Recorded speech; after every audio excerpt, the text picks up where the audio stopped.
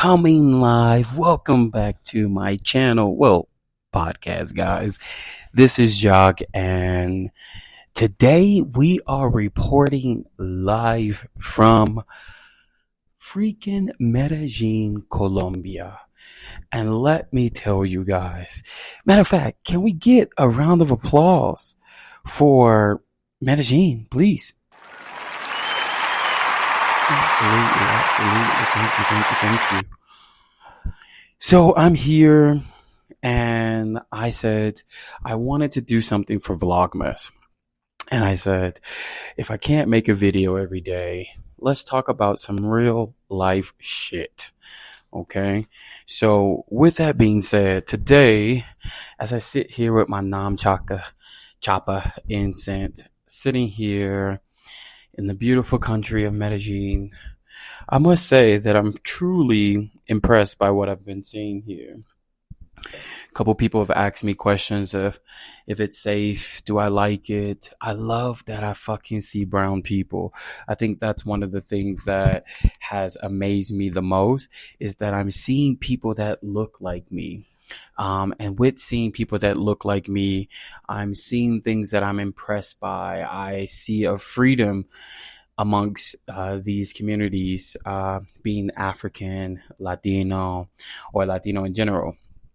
And I see, matter of fact, let's bring it back. Let's talk about a couple of the observations that I've actually been able to see is that, some men here just don't fucking have beards. And if you know me, you know I am a beard daddy. And some of the things that I have been noticing is some people just don't have beards. And I've been trying to figure out like why or what's the reason.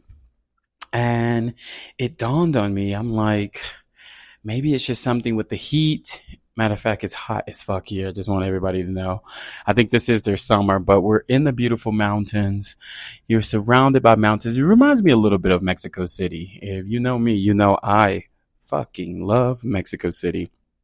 It's just something that moves me to be able to fully embrace everything that's actually happening. The food, amazing. I must say, I do like Colombian food, from the arepas to the crepas to carne asado. The way that they just put things together, whew, let me tell you, excuse me for that, it's so fucking flavorful. And then I sit back and I tell myself that I've been changing Airbnb. So I'm in one Airbnb. I'm actually going to go to the next one. And I was just sitting back and I was talking about something that if most of you don't know, I'm back in college. And it was dawning on me because we were talking about a discourse group and how we communicate with each other. And I had just realized that my discourse group was more of like a digital nomad, a person that lives in different countries, embraces these countries. And then I remember while I was doing my homework the other night, I saw an interview with Taraji P. Henson. And Taraji says, there are some people that don't leave their zip code. And that hit me hard. And I'm going to tell you why. It hit me hard because as a person that has done everything beyond the zip code, I was not really aware of how many people don't leave certain places, you know? How many people don't leave their cities, or if they leave their cities, they only go into neighboring cities or neighboring states. And then as a black boy that was in foster care, I remember sitting back and I told myself, God damn, you have like broken down these walls of what people said that you would never do, or these things that people never said you would even accomplish. And I wanted everybody to understand and take one thing away from what you see from me. I'm not the most glitz, glam, never fucking will be type of guy. But I am a guy that's full of culture, full of rich culture, and full of learning about different things.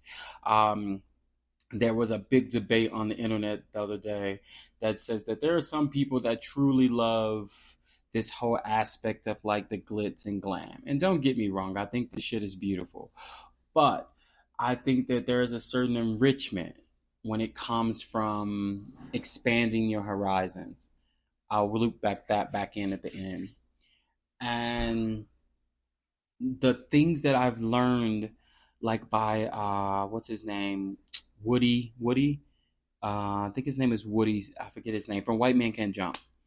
I remember he's a man that's raw vegan, doesn't use cell phones, doesn't even believe in all that. And it was a very interesting thing because I'm a person that sees people here in the streets of Colombia, and I'm like, fuck, there are people homeless sleeping on the roads. Luckily, it's summer, but sleeping on the roads. And there were things where moments in my life where I thought I needed thousands and thousands and thousands of dollars a day, and this, and how my life has changed so much in the last just 6 years. I am a privileged guy, but I am a guy that has learned that it doesn't take all of that. You know, there's no reason that I need to be in Gucci and Louis and Hermes and this and that. I've had the shit, I've bought the shit, and the shit doesn't mean anything to me.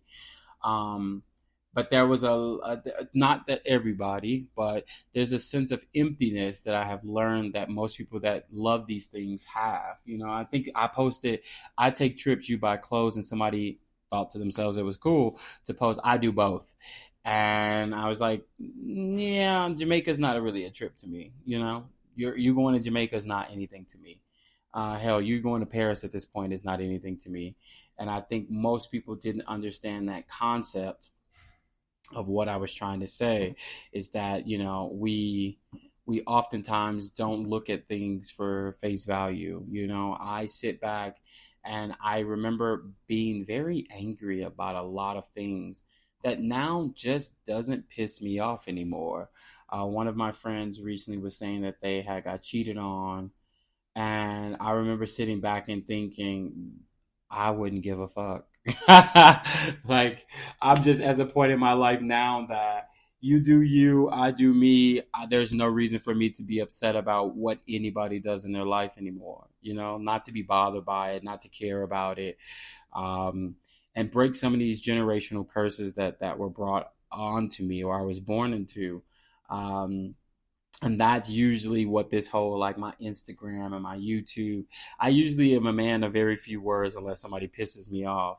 And I've even told people now at 80,000 subscribers on YouTube, I was like, I didn't even think that shit would happen. I was not even worried about that.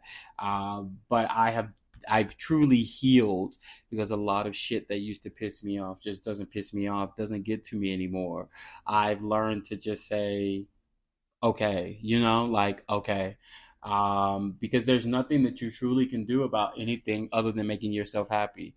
And that's what I told a lot of people. The only thing that is very important to me now in this world is to do everything in my power to make myself happy, to keep making myself smile, to keep making myself be everything that I want to be, not really worried about who gives a fuck what they say about me, who they think about me, what they want to, put off on me, what insecurities they think I have. I don't care.